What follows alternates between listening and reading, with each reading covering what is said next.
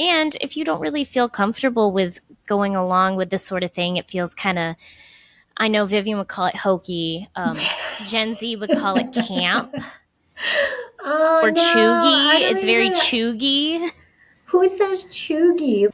Hey everyone, welcome to the S.O.B Marketing Podcast, where we celebrate the S.O.B that you are. And if you haven't figured it out yet, we mean small-owned business. We don't mean S.O.B. Listen, we know that as a small business owner, you are working hard on the daily to keep your business fully operational while trying to promote it.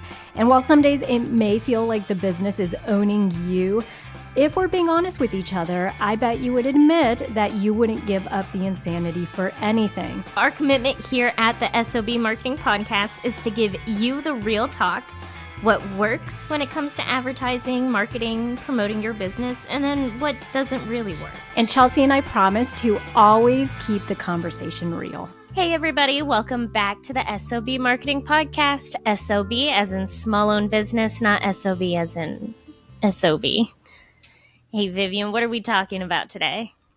Yeah, so I've been given a lot of thought this week to, the important things in life. Like if American Doll is super jelly right now of Barbie because of all of the the news and attention that Barbie has been getting because they have reinvigorated the brand and just brought new life back into it, which as a 40-year-old is kind of interesting because I don't remember you as a kid playing with Barbies. Did you? I played with a couple of Barbies. I was such a nerd growing up, so I just read all day. Was or are? Okay, well, that's fine. That's fair too. Was, Yeah. are, is, that's fine. Will be. Will be. But for me, I definitely, to your point, you as a kid, I don't remember you being like particularly super fangirl about Barbie, but I definitely was. I was all about it, had the Barbie house, had all that stuff. And it's weird because I understand from a marketing perspective and I'm all about what's happened, but I will say that I'm a little annoyed that people are like this excited about Barbie. I don't know why. But then I know you really like the movie. You watched it. I watched it. I absolutely loved it. As you were saying, wasn't a huge Barbie person as a child, so I don't know what it is, but I was so excited for this Barbie movie. Maya and I went to Ulta to buy they had was it Ulta? I don't remember which brand. NYX. NYX Makeup did a whole collaboration with Barbie. All of these other brands did collaborations with Barbie. It was a whole thing. It is a whole thing still. And it was such a cute movie. I loved it. I forced Tim, my boyfriend, and Jay, his brother, to go. They were not quite as fangirly about it as I was. I think Tim absolutely hated it, but that's his own problem. I think I'd be worried if he was absolute fangirl about it. I guess that's I'd be more fair. worried about that. But yeah, to your point, the reason we're talking about Barbie today is really from a marketing perspective. And we want to introduce this idea to small business owners about some of the lessons that we can take away from this Barbie craze. And we're not going to be telling y'all to splash your stuff in pink or anything like that.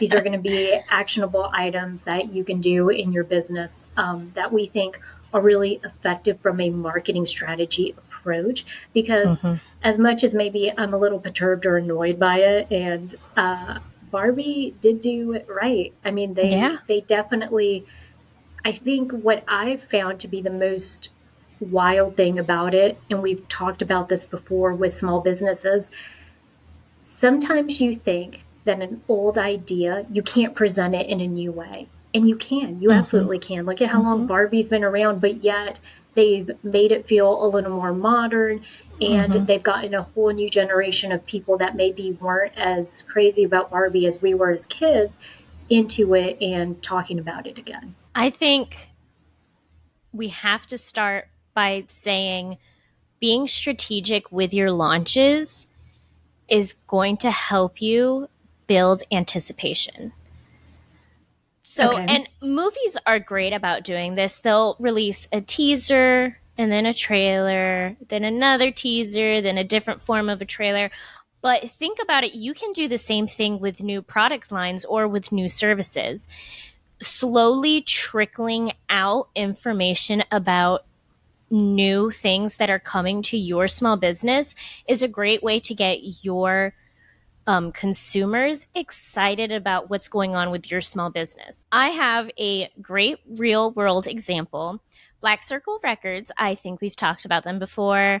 They are a small business owner who sells vinyl, huge vinyl head here in downtown Is that Somerville. what they call it? Vinyl head? That's what I'm calling it. That's I the just first time- said it.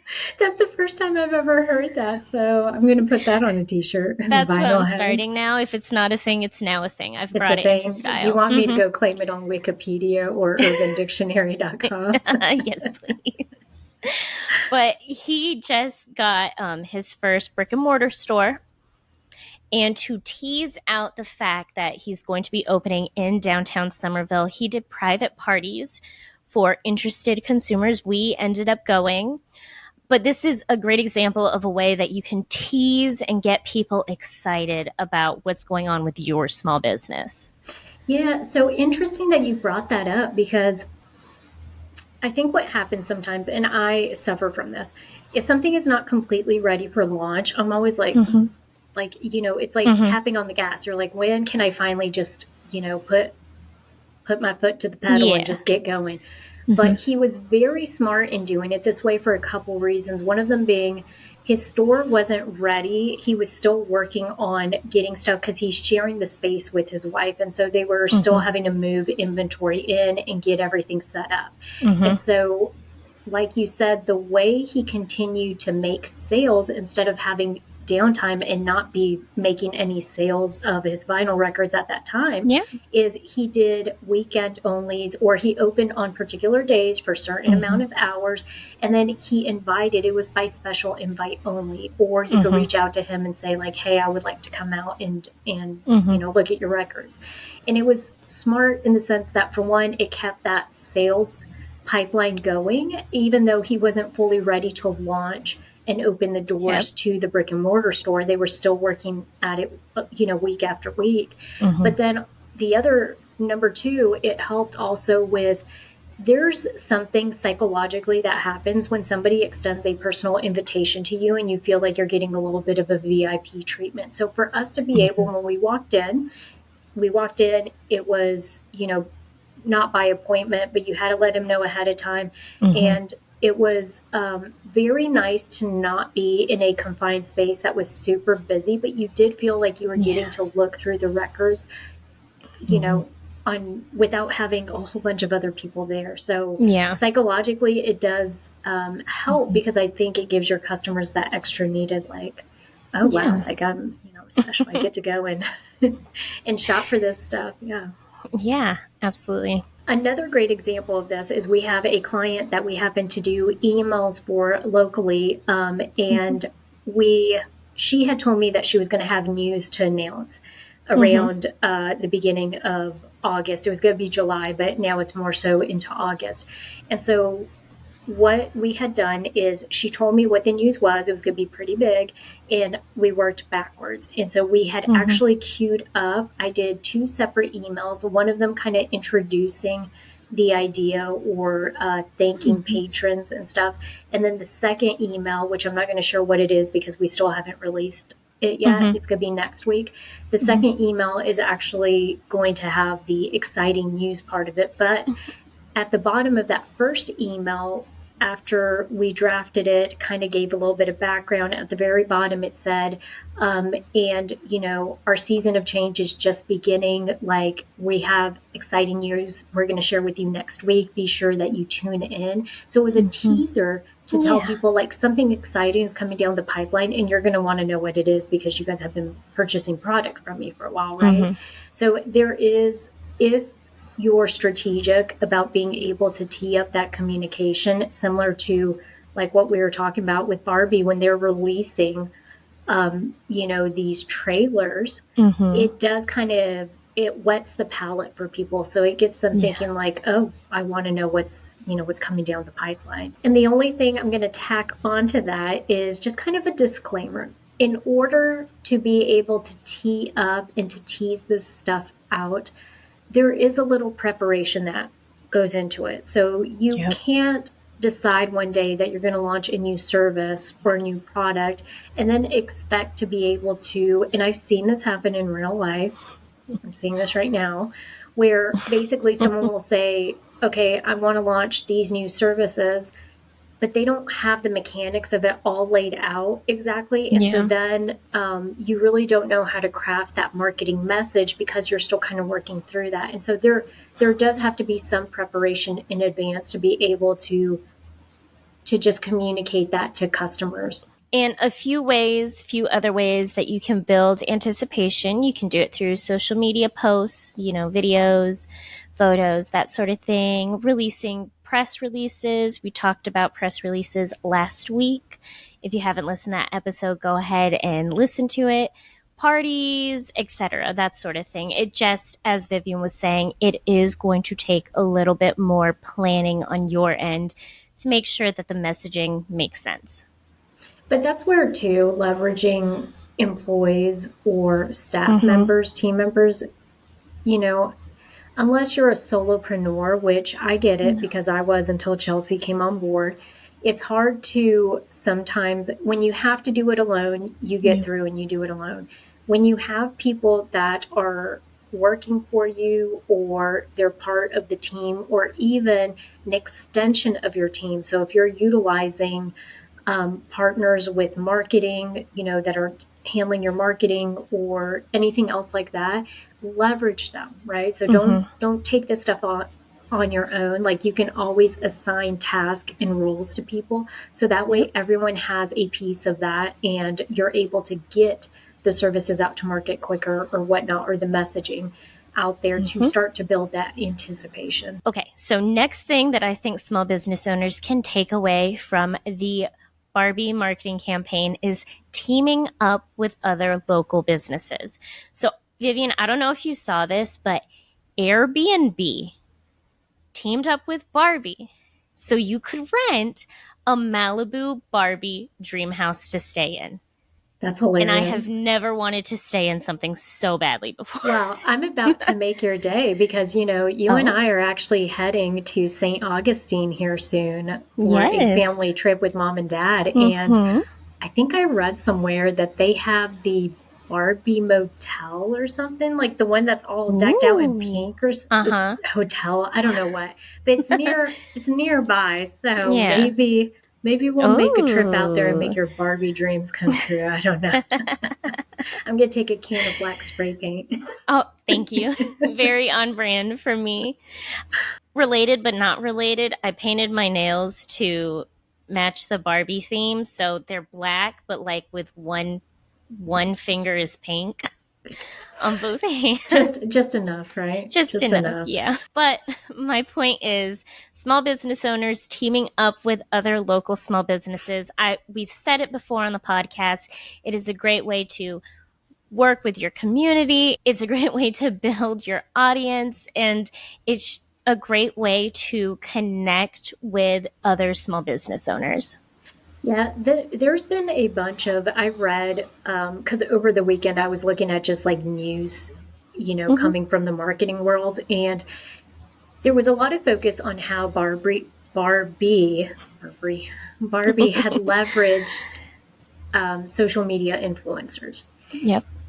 We've seen it. I mean, it's flooded Instagram and all this. And I actually have a girlfriend who, she's an Instagram influencer, and I was watching her thing. She just went to a Barbie event. Like, they had an event where they invited all the influencers. They had it decked out. They had drinks, all that stuff. And if you're wondering, well, why would somebody do that? For one, these businesses, these brands were capitalizing on the fact that Barbie was being reintroduced and there was going to be a resurgence of interest in the brand. Yeah. So they decided to leverage it for their own sales. And they said, you know what, why don't we team up with other local businesses and we do these events where we invite people out. We'll have a certain type of drink. We'll have, I saw the event she went to, they had done this balloon display where people could take pictures in front of, but they tagged the local balloon company. And this is the way, what you're talking about, where when you're partnering up with local brands, there's this synergy that happens because you're tapping into each one's audience, right? So the people that are following this balloon company in the local area, because balloons have also become super popular, which is crazy. All these arches and stuff like that. For baby showers, for, birthdays and events like these, it just adds that little creative spark to it. And it also, because the balloon company had done it in the fashion of Barbie and they had put the name on there, it was a center point for people to take pictures in front of. Yes. And so then they partnered with the alcohol company, whatever, the liquor company, to do certain Barbie themed drinks. But it was interesting to see how many people were there and how many of these people actually got decked out and were out there to promote this event, because then Instagram's flooded with everyone seeing pictures from the actual party. Do you love making crafts and working on your small business but struggle to get them in front of customers? Do craft fairs, events, or pop-ups leave you feeling overwhelmed or frustrated? Introducing Rock Your Fair, the course designed to help you succeed in the world of craft fairs, pop-ups, and events, created by 2 marketing professionals with over 15 years of experience. Rock Your Fair is perfect for anyone who's new to the game or just wants to step up their game. Our step-by-step approach will guide you through everything you need to know, from choosing the right events, to setting up your booth, to marketing your products effectively. And you know what? You'll also get access to us for personalized coaching and feedback so you can put your best foot forward. Do not let craft fairs, pop-ups, and events hold you back. Sign up for Rock Your Fair today and start rocking your way to success. For a limited time, get access to our free mini course. Simply head over to our website at www.theseasonmarketer.com and click on workshops. The other one too that leveraged it was the makeup companies. You hit the nail on the head. Yep. I mean, I think in the last 3 months, I have seen more pinks on everything, right? As far as like lipstick and eyeshadow and just even naming the shades after, Barbie related stuff. So I think everyone was more than happy to slap something on there that was remnant of Barbies, just so that they could, increase sales. Yeah. Now, as a small business owner, you don't have to wait for another big trend. And if you don't really feel comfortable with going along with this sort of thing, it feels kind of, I know Vivian would call it hokey. Gen Z would call it camp or chuggy. It's very chuggy. Who says chuggy? Like, if I ever say chuggy in a conversation, I mean, I'm pretty sure I'd get laughed out of the room. The point is, if this sort of thing is not for you, you can still team up with a local small business. You don't have to make a theme out of it or anything. Just make sure that their audience makes sense for your small business.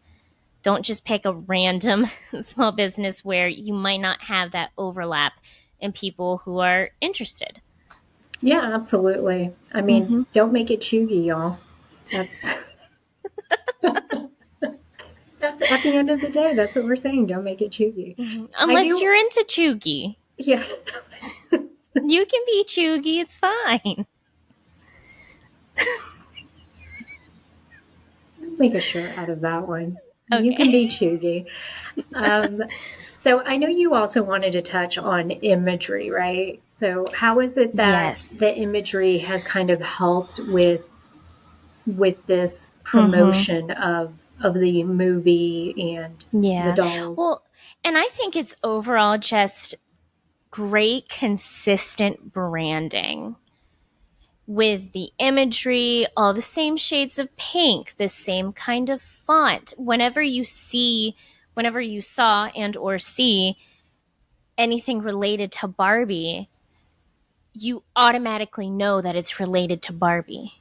Yeah. Because it's so consistent that you recognize it at this point. And it's the same aesthetic, same shades of pink. It's a great example of consistent branding.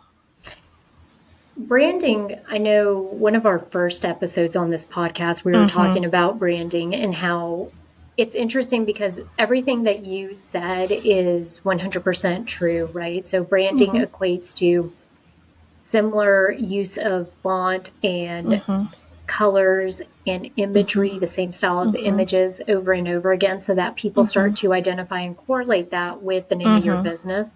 But it's also a brand voice. And I think that's the important part. And now I haven't watched the movie, so you could speak more to this, but from everything that I've seen floating around social media with clips of the previews, it seemed like, so they did this thing where Barbie naturally, I think for little girls, always kind of sparked the imagination, right? And I think what seemed to be fascinating to me is that when they made the movie, there seemed to be things that they incorporated in there that were just always, something that little girls would do, right? So like you would imagine Barbie parties or, the characters that were in there. Well, it's the overall aesthetic that's on brand, Yeah, it's the tone and all of that, because I do think the one thing is it would not have fared well if they had done like,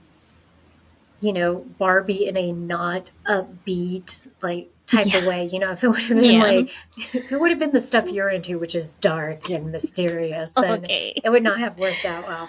But it was, the entire thing is on brand for it. And so you're absolutely right.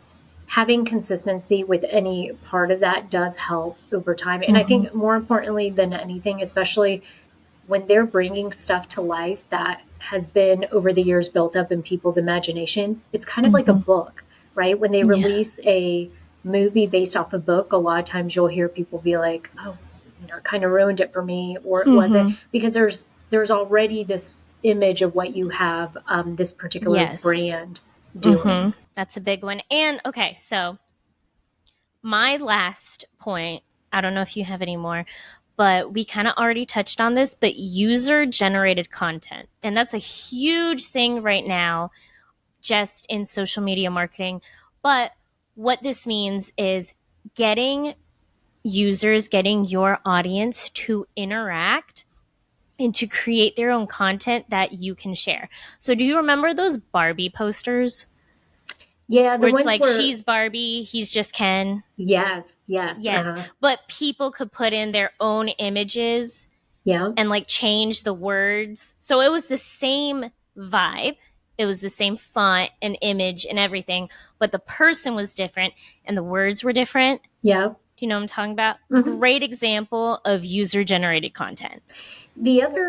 The way to localize that too. So if you're a small business owner that's out there, and we say this with, we have a course, a Rock Your Fair course that helps people that go out to pop-ups and craft fairs and events with their displays and all that good stuff. And so from A to Z. And so one of the things that we talk about in there is how creating a photo opportunity to help people utilize or to create that user generated content that you're just talking about is really great. So what this looks like is if you're out there selling at a local event and you see that there's an opportunity for you to add some type of display where people can actually stand in front of and, take a photo op and then share it online, and then, from there tag you, use certain hashtags.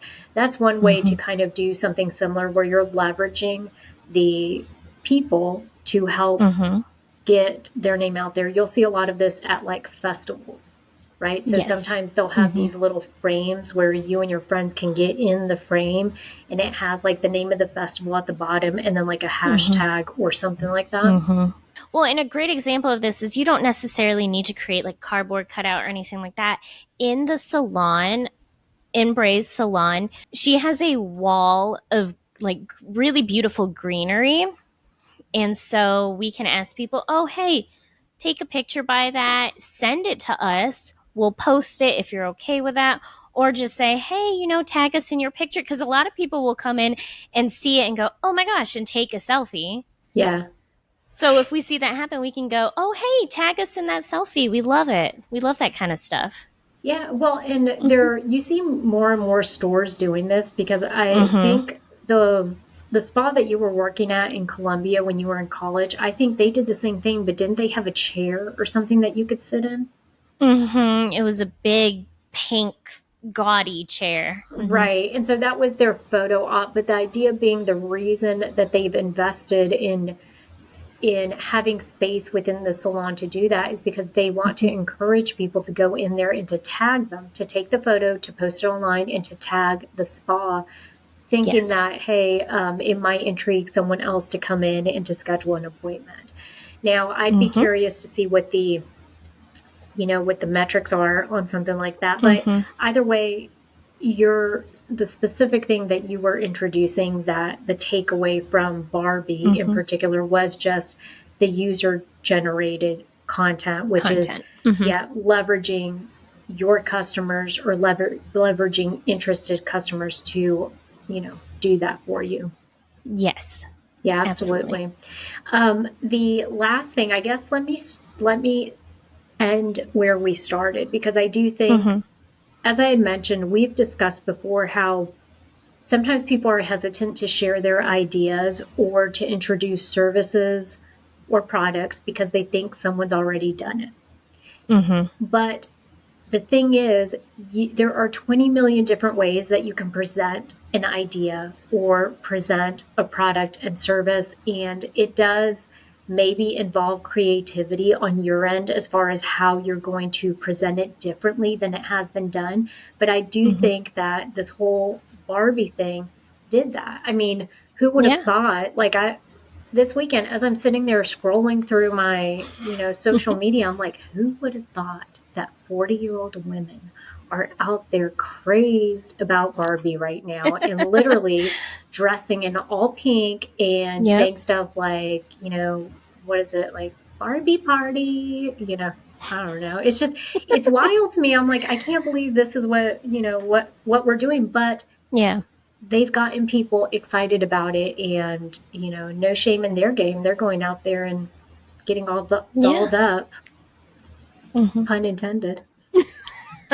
So just a real quick recap, key takeaways that small business owners can get from the Barbie movie. Be strategic with your launches and build anticipation through teasers. Team up with other local businesses. Consistent branding and imagery. User generated content. And just being willing to go out there and promote something even if you think it's been done before. Yes, perfect. I think that definitely consolidates all of those lessons that we can take away from Mm-hmm. this Barbie craze right now. And I will say I do want brownie points just because I picked out probably the only one of two pink shirts that I have in Mm-hmm. preparation for today's podcast. I don't own any pink clothing. I have red. I don't have any pink. Well, I think Nirvana's good. Okay, That yeah, I Nirvana think shirt work. Nirvana's on brand for Barbie. Yeah, I mean, probably Perfect. right. They should come out Do with a they have a death grunge metal? Barbie. Yeah, do they have a grunge Barbie? I don't think so. I I would had, buy that. I'm not going to lie. yeah. I Death metal mean, Barbie, I'd buy that. death metal Barbie, yeah, for Yeah. sure.